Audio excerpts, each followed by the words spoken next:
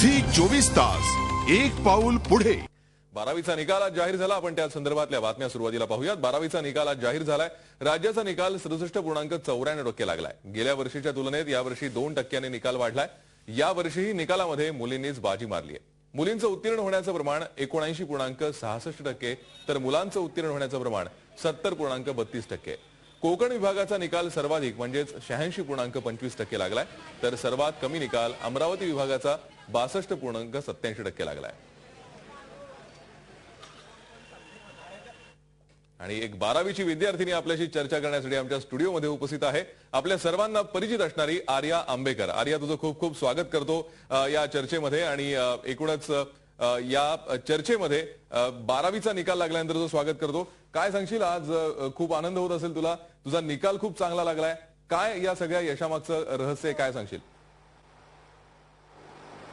12वीचा आज रिझल्ट लागला आणि 88% मिळाले मला, त्यामुळे खूप आनंद होतोय।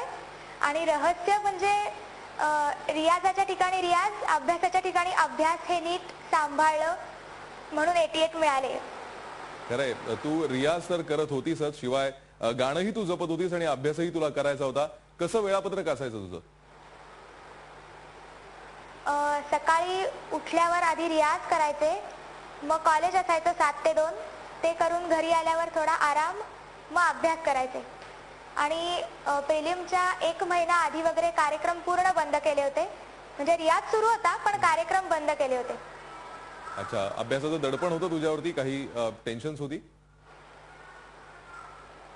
नाही, दडपण असं काही नाही। फक्त आर्ट्सला जेवढं पुस्तकात असतं त्याच्यापेक्षा जास्ती आपल्या मनाने आपली प्रतिभा तिकडे उतरवायची असते पेपरामध्ये, त्याचं थोडंसं फक्त मला काळजी वाटत होती की येईल का नाही। पण आमच्या कॉलेजच्या सगळ्या टीचर्सनी आम्हाला इतकं छान सांगितलं होतं की कसं तुम्ही लिहा आणि कसं उत्तर वाढवा, की त्याचा मला खूप फायदा झाला। अगदी खरंय। खरं तर आर्या, कला शाखेमध्ये 88% मिळवणं तसं खूप अवघड आहे आणि तू ते साधलंयस, कारण एकीकडे जो रियाजही सुरू होता, गाणंही सुरू होतं। तू जसं म्हणलीस की काही दिवस मी कार्यक्रम बंद केले होते, मात्र त्याच्या आधी तू कार्यक्रम करत होतीस। वर्षभर बऱ्याच प्रमाणात तू बिझी असशील या कार्यक्रमांमध्ये। या संपूर्ण किंवा दौरेही तू करत असशील या कार्यक्रमांसाठी। या दौऱ्यांमध्ये आणि परत आल्यानंतर अभ्यास, यासाठी तू काही वेगळी खबरदारी घेत होतीस? नाही, खरं तर जेव्हा कार्यक्रम होते तेव्हा लक्ष पूर्ण मी गाण्यांकडेच दिलं। थोडाच अभ्यास सुरू होता, पण जशी जशी प्रिलिम जवळ येत गेली तसं अभ्यासाचं थोडंसं टेन्शन वाढत गेलं। मग कार्यक्रम थोडेसे बाजूला ठेवले, मग पूर्ण अभ्यासच केला। नक्कीच। आर्या, या आता निकालानंतर 12वी नंतर पुढे काय करायचं तू ठरवलंयस? गाणं तर घरी शिकणारच आहे मी क्लासिकल आईकडे, आणि मग मला अजून तसे बरेचच विषय आवडतात, इंग्लिश, सायकोलॉजी वगैरे। त्यामुळे मी माझ्या कॉलेजच्या टीचर्सकडनं गायडन्स घेईन, पुढे काय चांगलं आहे त्याच्यात मग करेन। नक्कीच। गाण्यासाठी तू काय विशेष करणार आहे? जसं तू आता म्हणलीस की आई तुझ्या ज्या आहेत त्यांच्याकडे तू शास्त्रीय संगीताचं शिक्षण घेणारच आहेस, पण या व्यतिरिक्त गाण्यात काही आणखीन करायचंय तुला? गाण्यात मला प्लेबॅक सिंगर व्हायची इच्छा आहे। त्यानुसार मी जे काही मला टिप्स आधी मिळालेल्या आहेत त्याचा माझ्या गाण्यात अप्लाय करून बघीन, आणि सुगम संगीतही माझं सुधारेल आणि क्लासिकलही सुधारेल याची म्हणजे असं बघीन।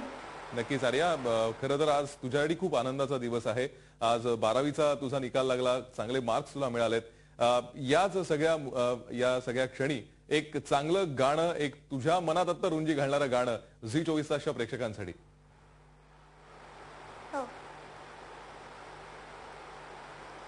लगन बिना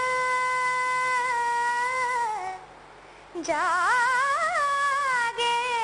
ना निर्मोही, लगन बिन जागे ना निर्मोही, बिना लगन की प्रीति बावरी, ओस नीरज धोई, ओस नीरज धोई, लगन बिन जागे ना निर्मोही लगन बिन जागेना निर्मोही. क्या बात आहे आर्या, खूप मस्त. आणि एकूणच या तुझ्या यशाबद्दल तुझं खूप खूप अभिनंदन. या सगळ्या पुढच्या वाटचालीसाठी तुला शुभेच्छा आणि तुला तुझ्या आवडीचं करिअर निवडता येऊ आणि संगीतामध्ये तुझी जी वाटचाल सुरू आहे ती अशीच यशस्वी वाटचाल सुरू राहू, या शुभेच्छा. धन्यवाद आमच्याशी ही चर्चा केलीस त्याबद्दल. थँक्यू. झी 24 तास एक पाऊल पुढे.